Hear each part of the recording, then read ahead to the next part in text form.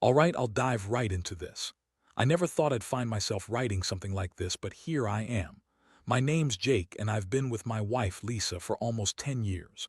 We met when we were young, and honestly, I thought we had a pretty solid, stable relationship.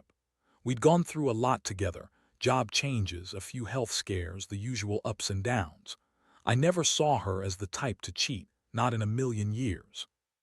She's always been a bit bitchy, really sharp-tongued and quick to dismiss anyone she doesn't like, but I just figured that was her personality. Still, I trusted her. The trouble started last year. She signed us up for a couples retreat, something our therapist recommended. Said it'd help us reconnect, fix the little cracks that had been showing. Honestly, I was hopeful. Maybe we could get back to how things used to be before life got so busy. But from the start, I noticed Lisa acting differently. Little things. She'd be more dismissive of me in public, snapping at me over nothing, and sometimes she'd get these strange calls on her phone. She'd quickly hide it or turn it off if I walked into the room. I didn't think much at first. I mean, everyone has their secrets, right? Then, during the retreat, I started noticing other things. She was unusually touchy with the counselor, Mark. Now Mark is a good-looking guy, probably in his late 30s, charming in that slick way. But I wasn't worried about him. I figured Lisa was just being friendly, as she always was. Except that one night, I stayed behind in our cabin while she went out with some of the other couples. I was tired, so I decided to check her phone just to see if she was talking to anyone she shouldn't be. Big mistake. I saw a text message thread that made my stomach drop. It wasn't just innocent, "How was your day?" stuff. It was overtly flirtatious, loaded with innuendo, talking about meeting up, about how much they both enjoyed their little secret. My wife and Mark, our counselor's husband, had been sneaking around, getting it on during the retreat. I couldn't believe it. I felt like I'd been punched in the gut. All those signs, her mood swings, her dismissiveness, the strange calls, made sense now. She was cheating and she was doing it right under my nose. I didn't know what to do at first. I just sat there in shock, staring at the screen. All the trust I had in her felt like it was shattering into 1,000 pieces. I kept telling myself I must have misunderstood, that maybe it was some joke or miscommunication. But then I found pictures, screenshots of them together, kissing in the hotel lobby after a night out. That's when I knew for sure. My wife was screwing around with Mark, our therapist's husband, and they had been doing it during the entire retreat. It was so brazen, so blatant, I could hardly breathe. I remember feeling this wave of rage and betrayal swelling inside me. It was like my entire world was collapsing around me. I thought about confronting her right then, but I was too stunned. I went back to my cabin and just sat on the bed, trying to process what I'd seen, what it meant for us. I kept asking myself, how could she do this? After everything we've been through, after all the promises, the vows, I felt so stupid for trusting her, for thinking we were solid. But I also felt this burning need to find out why, to understand her motives. Because sometimes I think the worst part isn't even the cheating itself. It's the fact that she lied so well, so effortlessly. That night I lay awake for hours, staring at the ceiling, trying to come up with a plan. Part of me wanted to pack up my stuff and leave right then. Part of me wanted to break everything in that room and scream at her. But I stayed, because I knew this wasn't just about leaving. It was about what I was going to do next, how I'd handle this mess she's made of our marriage, and honestly, I still don't know if I'm going to forgive her or if I'm going to make her pay. But one thing for sure, my life is never going to be the same. So the next morning I woke up feeling like I'd been hit by a truck. My mind was racing, but I knew I couldn't just sit there in silence and pretend everything was fine. I needed answers, and I needed them now. I got out of bed, grabbed my phone, and started scrolling through the photos and messages I'd found. It wasn't just some fleeting flirtation. They were planning to meet again, probably that very night if her texts were anything to go by. I felt this sick combination of fury and heartbreak, the kind that makes your stomach churn and your head pound. I decided I couldn't confront her right away. Not in that state. Instead, I started gathering evidence. I wanted proof, every detail laid out clear and undeniable. I went through her things, took screenshots of the texts, downloaded every photo I could find, and even checked her email. I needed to be prepared for whatever was coming. If I was going to do something, I needed to be sure. Later that day, she finally woke up. She looked at me with her usual bitchy smirk like she didn't have a care in the world. I knew better now. I knew that smirk was just her way of hiding guilt, of pretending she was innocent. I couldn't hold back anymore. I confronted her right then and there. I told her I knew everything, about Mark, about the texts, about the hotel photos. I told her I saw her kissing him, that I knew she'd been lying this entire time. Her reaction. Oh, she played it cool at first, denying everything, said I was paranoid, that I was projecting, that I was overreacting, but I had proof. I pulled out my phone and showed her everything. Her face shifted from smug to panicked in an instant. She looked at me with those cold, bitchy eyes and said, "You're crazy. You're just jealous. It's not what you think." She started spinning some convoluted story about how Mark was just a friend, how it was all some misunderstanding. She said she'd never cheat on me, that I was imagining things, that I was insecure. But I wasn't buying it. Not anymore. I felt so furious I could barely speak. I told her I didn't want to hear her lies and that I was done playing her little game. I told her I knew she'd been lying to me for months, possibly years. I could see the flicker of panic in her eyes as she realized I wasn't buying her bullshit anymore. That's when she started crying, fake tears, of course. That typical act she puts on. She said she loved me, that she'd never do anything to hurt me, that it was just a mistake, a moment of weakness. Yeah, right, like that's supposed to make everything okay. The emotional shock hit me hard. I felt betrayed, angry, hurt all at once. I kept asking myself how she could be so selfish, so cruel. She lied to me, played me for a fool, and then expected me to just forgive her because she said she loved me. I looked into her eyes and saw that she was still lying, still trying to manipulate me. But I wasn't falling for it. I told her I needed some time to think, that I couldn't be around her right now. I said I was done, that I was walking out for good if she didn't give me a real explanation. She begged, of course. Said she'd do anything to fix it, that she'd go to counseling, that she'd stop seeing Mark. But I knew she was just saying what I wanted to hear. Deep down, I could see she didn't want to lose her affair or her little secret. She was a bitch, plain and simple, and I realized I'd been an idiot to trust her so blindly. That day marked the start of a new chapter. I didn't know how I was going to come out of this, but I knew I couldn't keep pretending everything was okay anymore. The pain was overwhelming, but part of me also felt this strange sense of clarity. I'd been blind, but now I saw her for what she really was. A liar, a manipulator, a cheat. And I was done being her fool. I decided I wouldn't let her destroy what was left of my dignity. I'd make her regret crossing that line, even if it took me forever. I guess what hurt the most was knowing I had trusted her, and she'd thrown that trust away for some quick sex with her affair partner. That's where I'm at now, trying to figure out what comes next, knowing I'll never see her the same way again. After I confronted her, Lisa's face turned cold, like she was trying to shut down her emotions completely. She looked at me with those bitchy, defiant eyes and said she'd never cheat, that I was overthinking everything. Of course, she denied everything, even after I showed her the evidence. Honestly, I think she thought she could lie her way out of it like she always did.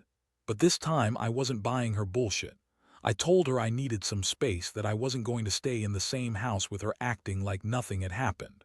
That night I slept on the couch trying to clear my head. I felt so betrayed, so sick, like my entire world was crumbling. I couldn't stop replaying those moments, the texts, the photos, her fake tears. It was like a punch to the gut every time I remembered how she looked at Mark during the retreat, how she kissed him in that lobby, how she lied to my face. I kept asking myself, what did I do wrong? Was I missing signs? Or was she just a bitch all along, hiding her true nature? The next morning I decided I had to do something. I couldn't just sit around and stew in my anger. I started making a plan. First, I knew I needed to talk to Mark, get his side, confront him. I wasn't planning to be polite about it. I wanted to know what they'd been doing, how long it had been going on, and I also wanted to let him know I wasn't going to tolerate that kind of betrayal either. Honestly, I was furious at both of them. Mark was supposed to be my counselor, someone meant to help us, and instead he was screwing my wife. The betrayal was double, maybe even triple. I reached out to him via email, kept it cold and straightforward, telling him I knew everything and that we needed to talk face to face. I also decided I'd file for divorce. I couldn't imagine staying married to someone who'd lie and cheat so blatantly. I was furious at her, yes, but I was also humiliated. How could she do this? After 10 years.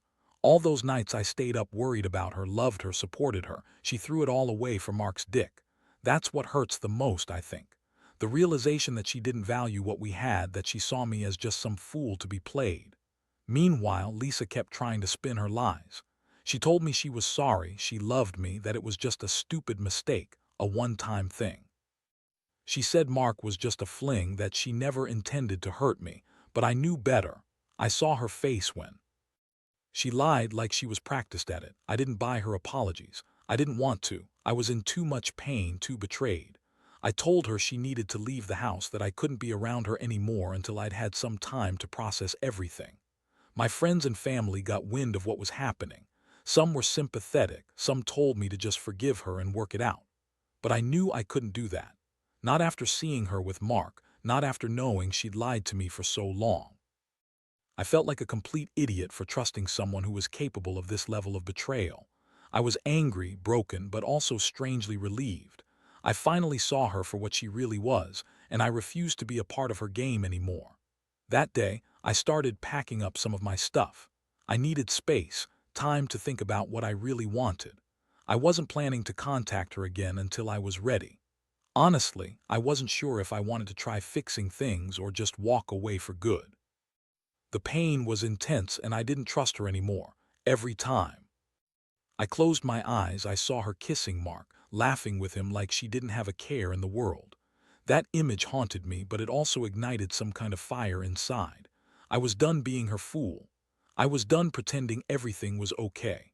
As I left the house that day, I realized I had a choice. I could stay bitter and broken or use this as a wake-up call. I chose the latter. I knew I'd be hurt for a long time, but I also knew I had to rebuild myself. I had to rediscover who I was outside of that toxic relationship. The trust was gone, yes, but I still had my dignity. And that I promised myself I would protect at all costs. I don't know what the future holds, and honestly, I don't care. All I know is I'm done living in her shadow. From now on, I'm putting myself first, and if that means starting over alone, so be it. The days that followed were some of the hardest I've ever gone through. I moved out, stayed with a friend for a while, and kept replaying everything I'd found out. It's like my mind refused to let go of the images. Lisa with Mark, the lies, the deception.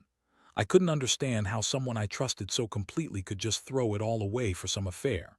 It felt like my heart was being torn apart, and every time I tried to process it, a new wave of anger or sadness hit me. What made it worse was her constant attempts to reach out, to apologize, or at least that's what she called it. She'd send texts, call me crying, begging me to hear her out. Of course, I ignored most of it. I wasn't ready to hear her lies or see her fake tears again. I felt like I'd been duped, and I was sick of her manipulative pleas. The thing is, she's the kind of woman who's bitchy, sharp-tongued, and always lying, so her apologies felt hollow. I knew better than to trust her again after what I saw, but I'll admit, part of me still loved her, or at least I wanted to. That lingering hope that maybe she'd realize what she'd lost, that she'd come back and be honest for once. Yeah, I know that sounds stupid now, but it's what I felt at the time. I was angry at myself for ever believing in her, but the emotions are complicated when you're betrayed like this. Every night I'd lie awake replaying the moments, asking myself how I'd let this happen, how I didn't see the signs, how I was such an idiot to trust her so blindly. Eventually, I decided I needed to take control and do something productive. I started focusing on my job, hitting the gym, trying to keep my mind busy.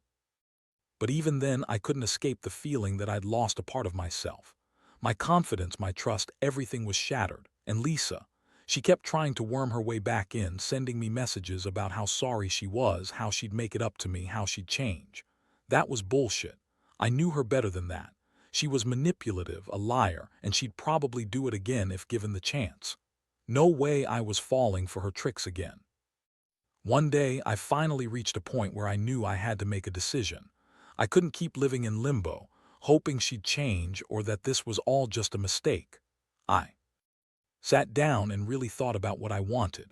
I knew I couldn't stay married to someone who'd cheat on me with her therapist's husband, who'd lie and manipulate her way through every conversation.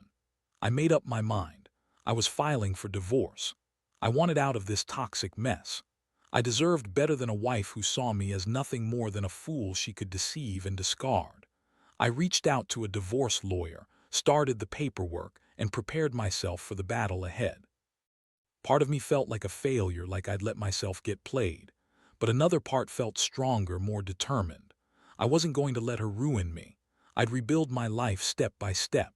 The betrayal was deep, and I knew I'd carry scars, but I also knew I'd survive. I didn't want her to win, not in the end. Not after she tore everything apart. Throughout this process, I also started questioning everything about trust and relationships. I'd always thought I was a trusting guy, maybe too trusting, and now I wondered if I'd ever be able to believe in someone again. But deep down, I knew I'd have to try, because closing myself off forever isn't a solution. I just have to be smarter, more cautious. The thing I learned is that some people, no matter how much they seem to care or how much you want to believe in them, will hurt you if given the opportunity. And Lisa, she was one of those people. I told myself I'd move forward one step at a time without letting her poison me.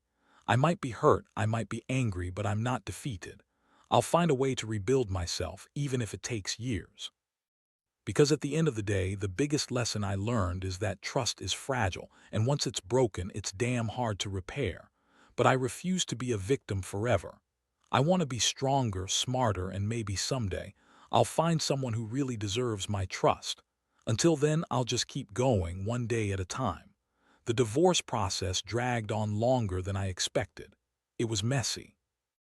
Lisa fought me at every turn, trying to spin more lies, dragging her feet over dividing assets, and throwing in accusations about how I was supposed to be the one at fault. Honestly, I wasn't surprised. That's just her style, bitchy, manipulative, always trying to blame everyone else for her mistakes. But I'd made up my mind and I was determined to see this through. I wasn't going to let her keep control of my life anymore.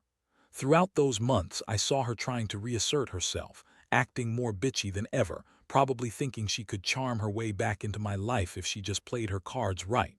But I wasn't falling for it. I knew her game now. I saw through all her lies and fake tears. I felt nothing but disgust every time she tried to manipulate me again. Honestly, I think she believed I was so blinded by my pain that I'd just forgive her and move on. But I was done. The betrayal had cut too deep and I refused to be weak anymore. The worst part was facing the aftermath, seeing how her actions had changed the way I viewed trust and the people around me. I used to believe people had good intentions. Now I know better. Sometimes they don't. Sometimes they just want what they want, no matter who they hurt in the process. Lisa was proof of that. I also realized I'd been naively giving my trust to people who didn't deserve it. It's a lesson I won't forget. But despite all the chaos and pain, I kept pushing forward. I focused on rebuilding myself, on rediscovering who I was outside of her shadow. I threw myself into work, worked out even harder, and spent more time with friends who knew the real me. Slowly, I started feeling like I was reclaiming my life. The emotional scars would stay, I think, they always do, but I was determined not to let them define me. There was a strange sense of relief when the divorce was finally finalized. It was like a heavy weight had been lifted, even though I still felt the sting of betrayal. I knew I'd have to stay vigilant, not fall into the same trap again, but I also knew I was stronger now. I'd learned not to take trust for granted, and I'd be more careful with who I let into my life. Lisa's betrayal taught me that some people will hurt you without remorse, and you have to protect yourself from that. I also started thinking about what kind of relationship I really wanted, something honest, something real. I didn't want to settle anymore. I realized I'd wasted too much time on someone who didn't value me. Now I wanted a fresh start. Maybe someday I'd find someone who truly deserved my trust, who wouldn't lie and cheat like Lisa did. Until then, I'd keep working on myself, on being stronger, wiser, better. Looking back, I see that this whole mess was a brutal wake-up call, but I also see it as a turning point. I refuse to be a victim of her lies anymore. Her cheating, her bitchy attitude, her manipulations, they all showed her true colors, and I've learned I don't need that kind of toxicity in my life. I'll rebuild from this step by step, and honestly, I think I'll come out of it a better man. Maybe it's cliché, but I believe that sometimes the worst betrayals can lead to the best rebirths. Now I just have to keep moving forward, one day at a time, trusting myself more than anyone else. That's the only way I'll heal. And who knows, maybe someday I'll find someone who's worth my trust again. But right now I'm just focusing on me, because I've finally realized that I don't have to accept being someone else's fool. I deserve better, and I'm going to get it. Looking back now, I realize that this whole experience has fundamentally changed me. I used to believe in the idea of forever in trust that was unbreakable, but Lisa's betrayal shattered that illusion. Still, as painful as it was, I also learned a lot about myself. I learned that I'm stronger than I thought, more resilient, more capable of handling heartbreak and betrayal than I'd ever given myself credit for. Through the pain, I found a new sense of clarity about what I want and what I refuse to accept anymore. The process of healing hasn't been linear. Some days, I wake up feeling like I've moved on. Other days, the anger and sadness hit me all over again. But each day, I remind myself that I deserve better. I deserve honesty, respect, and someone who won't lie or cheat their way through a relationship. That's why I'm focusing on myself now, working on rebuilding my confidence, learning to trust again, but with my eyes wide open. The truth is, I still get angry sometimes. I get mad at her for what she did, for the way she played me, for the lies. But I also understand that she's responsible for her choices. I refuse to carry her baggage anymore. I want to move forward without bitterness, without letting her actions define me. Because if I do, she wins, and I refuse to give her that power. One thing I've realized is that sometimes you have to go through hell to come out stronger on the other side. And despite everything, I don't regret what happened. It's a hard lesson, but it's a valuable one. I've learned to recognize red flags sooner, to protect my heart better, and to trust my instincts. I've learned that some people, no matter how charming or convincing, are just plain toxic. And I've learned that true strength lies in choosing yourself, your happiness, your peace, over someone who doesn't deserve you. So here I am, finally at a place where I can breathe again. I may have lost Lisa, but I've gained a new perspective. I've gained the knowledge that I'm capable of surviving the worst kind of betrayal and coming out the other side. And as I move forward, I do so with a sense of hope, not for her but for myself. I know I'll find someone who truly values honesty, someone who respects me enough not to cheat and lie. Until then, I'll keep building myself up piece by piece. This story isn't about her anymore.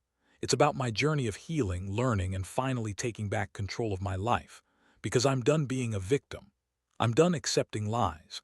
And I'm finally ready to believe in a future where I'm trusted and loved for who I really am, not someone's fool.